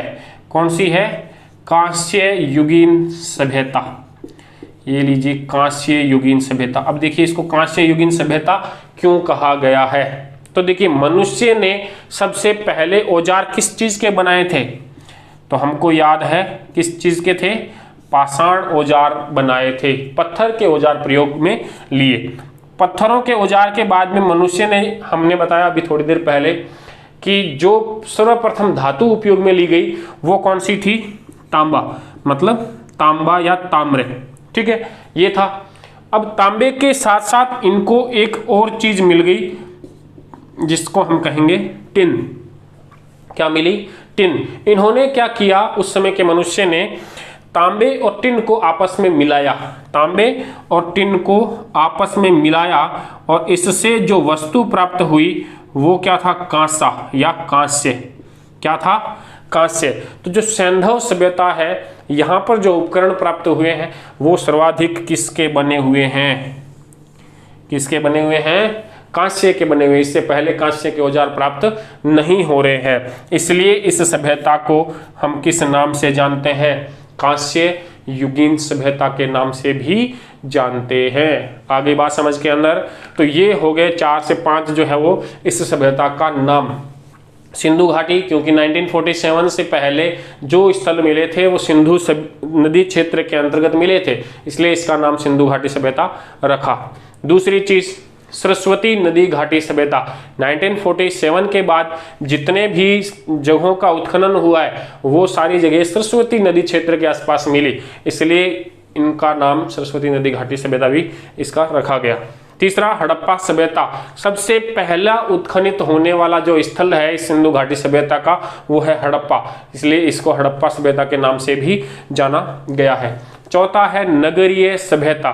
नगरीय सभ्यता क्यों? क्योंकि इस सभ्यता के अंदर व्यापार वाणिज्य का काम होता है, जनसंख्या का संकेंद्रण एक ही स्थलों पर थे, ऐसे कई प्रकार के जो है वो नगर हमें प्राप्त हुए हैं। तो टोटली इसको क्या कहा जाएगा? नगरीय सभ्यता कहा जाएगा। नेक्स्ट है कांस्य युगीन सभ्यता। कांस्य युगीन सभ्यता क्यों कहेंगे? क्योंकि मनुष्य इस समय कांसे के औजार प्रयोग में ले रहा है। सर्वप्रथम मनुष्य ने पाषाण लिया, फिर तांबा लिया, तांबे के अंदर टिन मिलाना सीखा तो कांस्य मिला, कांसा मिला, और इसकी जो सभ्यता है वो कांस्य युगीन सभ्यता कहलाती है। तो ये हो गया आपका सिंधु सभ्यता का नामकरण। ठीक है, अब हम आगे बढ़ते हैं। सिंधु सभ्यता के नामकरण के बाद में सिंधु सभ्यता के स्थल। तो सिंधु सभ्यता के जितने स्थल है उनके बारे में हम अध्ययन करेंगे। तो देखिए, सिंधु सभ्यता के स्थलों के रूप में उप टॉपिक सब टाइटल लगा लेते हैं। सिंधु घाटी सभ्यता के स्थल, सिंधु घाटी सभ्यता के स्थल, सिंधु घाटी सभ्यता के स्थल। तो देखिए, इस सभ्यता के स्थलों की बात करें तो ये सभ्यता 3 राष्ट्रों के अंदर फैली हुई है, 3 देशों में फैली हुई है। सबसे पहला तो देखिए, सबसे कम जो फैली हुई है वो है अफगानिस्तान के अंदर। कहाँ पे सबसे कम है? सबसे कम फैलाव जो है वो हो गया आपका अफगानिस्तान के अंदर। उसके बाद में देखिए, पाकिस्तान में है ये फैली हुई, पाकिस्तान के अंदर। और उसके बाद में हम देखते हैं तो ये है भारत में भी फैली हुई, और भारत में इसका विस्तार क्या है? सर्वाधिक है। आई बात समझ के अंदर? सर्वाधिक स्थल जो खोजे गए हैं वो यहाँ भारत से मिले। अगर मैं एक लगभग आंकड़ा आपको दूं तो यहाँ से तो 2 स्थल प्राप्त हुए हैं। अफगानिस्तान से कितने? 2। जबकि पाकिस्तान की अगर मैं बात करूं तो यहाँ से 475 कितने स्थल प्राप्त हुए हैं? 475 के लगभग। और अगर भारत की बात करूं तो यहाँ से हमें प्राप्त हो गए हैं 925 स्थलों की प्राप्ति हो चुकी है। हालांकि ये आंकड़ा थोड़ा पहले का है, अपडेटेड जो आंकड़ा है वो मुझे याद नहीं है। मैं आपको अगले किसी वीडियो के अंदर अपडेटेड आंकड़ा अगर मुझे मिला तो मैं बता दूंगा, हालांकि ये मिलना थोड़ा मुश्किल है। ठीक है, तो एक लगभग आइडिया मैंने आपको बताया है। तो देखा जाए कि सर्वाधिक जो आंकड़े हैं, मतलब सर्वाधिक स्थल जो है वो कहाँ है? भारत में। जबकि सबसे कम 2 ही स्थल है। कहाँ पे है? अफगानिस्तान में। जब 2 ही है तो नाम याद कर ही लेते हैं। एक तो है सुरतघुई, कौन सा है? सुरतघुई। और एक है मुंडी गाक, मुंडी गाक। सुरतघुई और मुंडी गाक ये 2 स्थल है। ये कहाँ पे है? अफगानिस्तान के अंदर है। अब बात आती है पाकिस्तान की।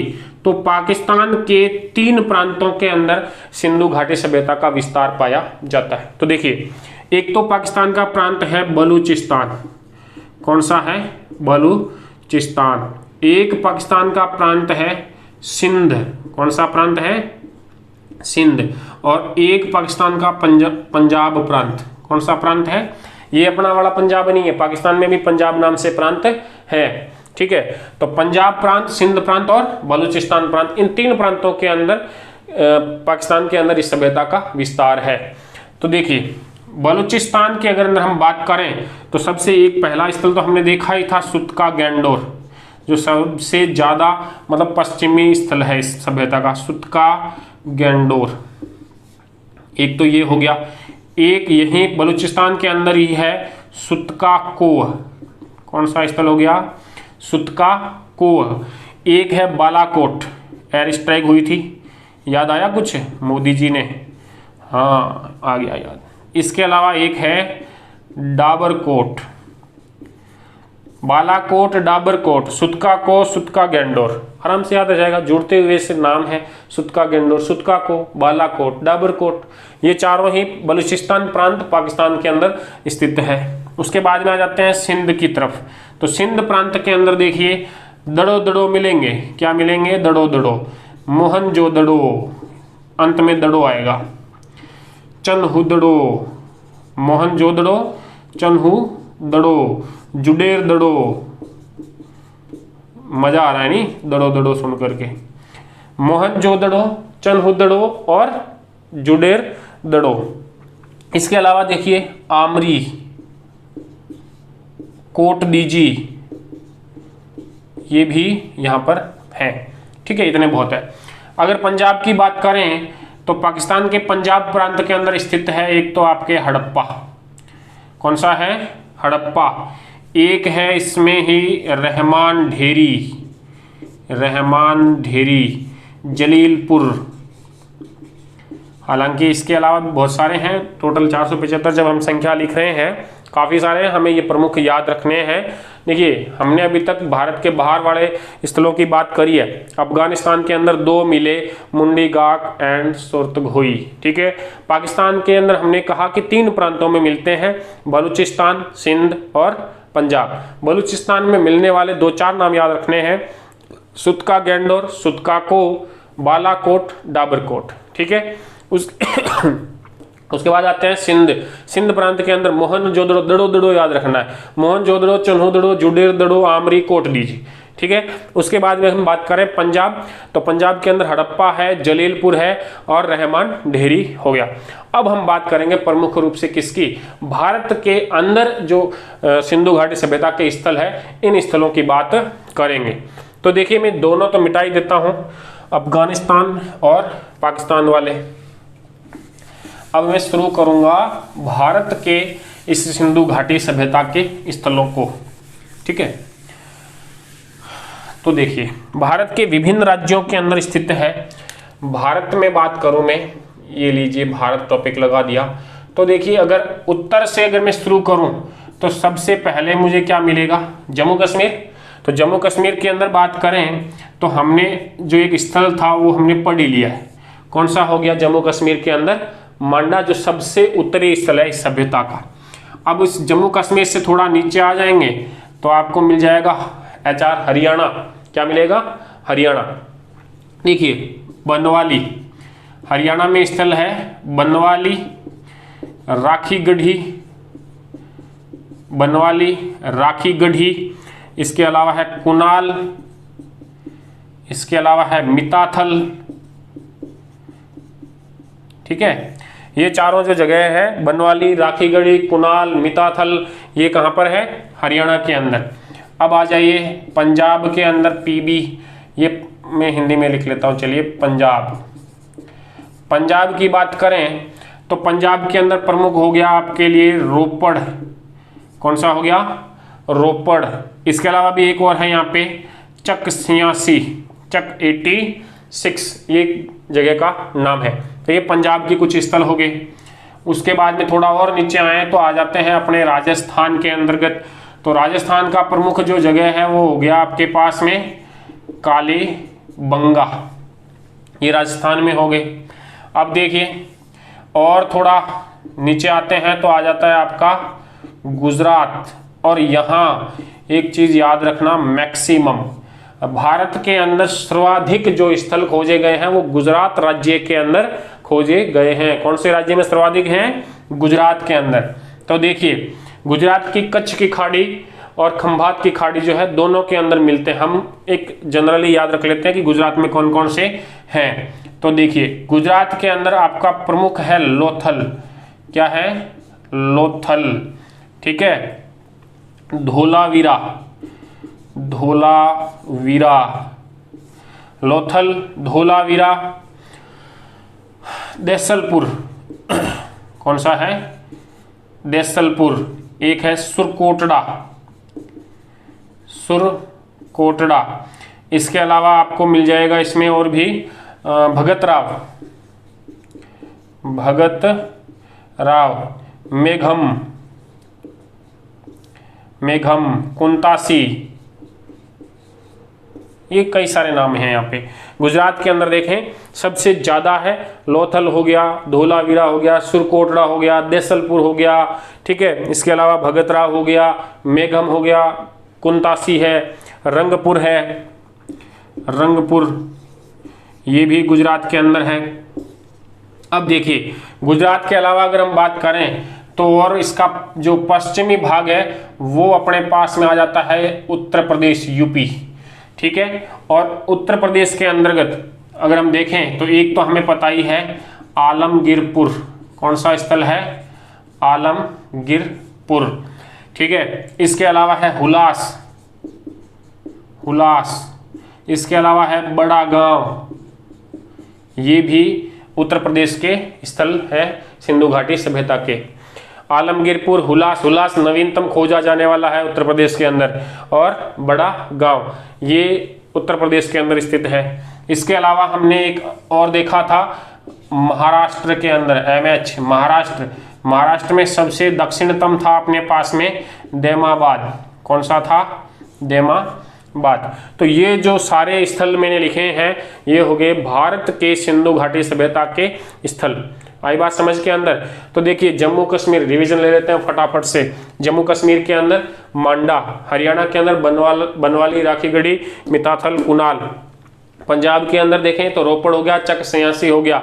उसके बाद राजस्थान के अंदर बात करें तो राजस्थान में कालीबंगा हो गया। गुजरात में बात करें तो लोथल हो गया, लोथल के अलावा धोलावीरा हो गया, देसलपुर, सुरकोटड़ा, रंगपुर, कुंतासी, मेघम, भगतराव, ये सारे हो गए। उसके अलावा यूपी के अंदर जो है आलमगीरपुर, हुलास और बड़ा गांव। अगर महाराष्ट्र की बात करें तो देमाबाद। ये सारे जो है वो इस सिंधु घाटी सभ्यता के स्थल है। इतने नाम याद हम रख लेंगे तो अपना काम हो जाएगा। सारे नाम याद हम रख नहीं पाएंगे, ना हमें याद रखने हैं। आई बात समझ के अंदर। तो अब इन कुछ स्थलों का, जैसे कि हड़प्पा है, मोहनजोदड़ो है, कालीबंगा है, लोथल है, ये 4-5 जो प्रमुख स्थल है इनके बारे में थोड़ा सा डिटेल देखेंगे। और उसके बाद अपनी सिंधु घाटी सभ्यता के 4 एस्पेक्ट देखने बचे हैं, जिसमें कौन कौन से हैं, कला, लिपि है, सामाजिक, आर्थिक, धार्मिक और राजनीतिक एस्पेक्ट, उनको देखेंगे। फिर अपनी सिंधु घाटी सभ्यता पूरी है।